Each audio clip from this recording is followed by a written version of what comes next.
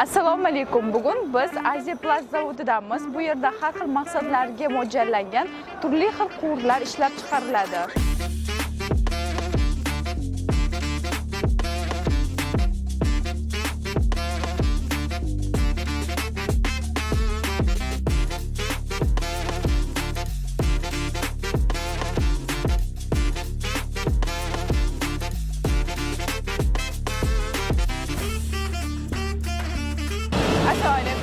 Assalomu alaykum. Va alaykum assalom. Xush kelibsiz. Rahmat. O'zingizni tanishtirsangiz. Men Ochilov Suhrob, Mannon o'g'liman. Bu Aziya Plast zavodimizga anchadan beri ishlab, usta lavozimida ishlayman. Hozirgi kunda ham usta lavozimida ishlayman. Zavodga kelish tarifingiz ozgina gapirib. Zavodga kelish tarixim asosan o'rtoqlarim sababli bo'lib qolgan. Bu yerda o'qishlardan mashaqqatli o'qishlardan o'tib davomlab shu zavodga ishga kirib, yaxshi hunar o'rganib, mana hozir 11 yildan beri shu ishxonada ishlab kelyapmiz. Zavod haqida ozgina gapirib bersangiz, qanaqa mahsulotlar ishlab chiqariladi? Bizda asosan sifatli bo'lgan issiq suv va sovuq suv quvurlari va kanalizatsiya turbalari, quvurlari chiqariladi o'zimizda asosan. Eksport bilan ham shug'ullanasizmi? Eksport bilan shug'ullanamiz. Asosan ichki bozorda juda ham katta o'rnimiz bor. Qaysi shaharlarga eksport bilan shug'ullanasizlar? Biz O'zbekiston shaharlaridan deyarli hamma viloyatlarga tarqatamiz. Chet davlatlardan Rossiya, Qozog'iston, Tojikiston, Qirg'iziston, esingi davlatlarga tarqatamiz, chiqaramiz. O'zingizning vazifalaringiz haqida ozgina gapirib bering. O'zimning vazifalarim asosan ishlayotgan stanoklarimiz Turkiya texnologiyalari. O'sha Turkiya texnologiyalaridan xomashyolarimiz Koreyadan keladi bizda. O'sha Koreya asosida kelingan dunyo standartlari bo'yicha turba quvurlari chiqaramiz. Bizda ish jarayoni usta texnologik faqat quvur chiqaramiz.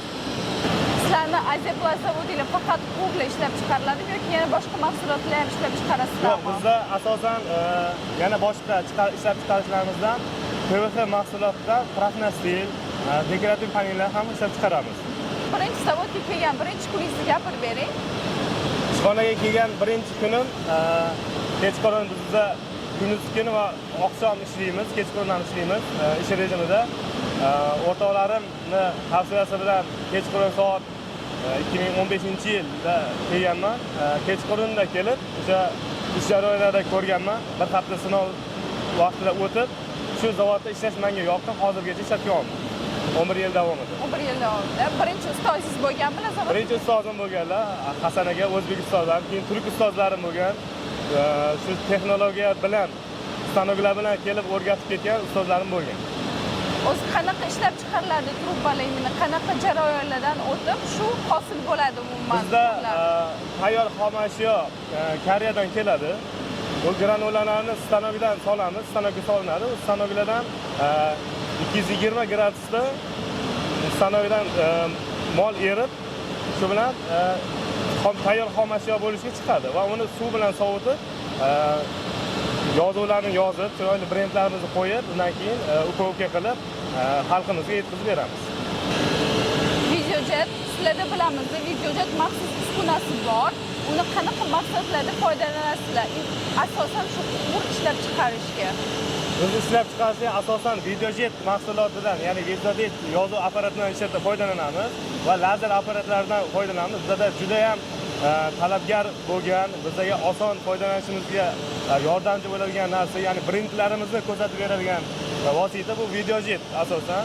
Bu videojet juda ham bizga qulay, yozishlarida va klientlarimizga sotib olgan insonlarimizga, ya'ni bizning brendlarimizni tanishish uchun bizga juda ham qulay mahsulot.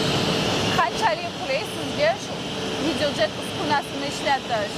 Videojet uskunasi bizga qulayligi, tez tushunish oson, tez bizga foydali yozuvlarni tez birak qilmasdan, xatolarsiz yozib berishga harakat qiladigan, boshqa stanoklar, boshqa davlatdan chiqqan stanoklarga qaraganda osonligi uchun bizga yoqadi.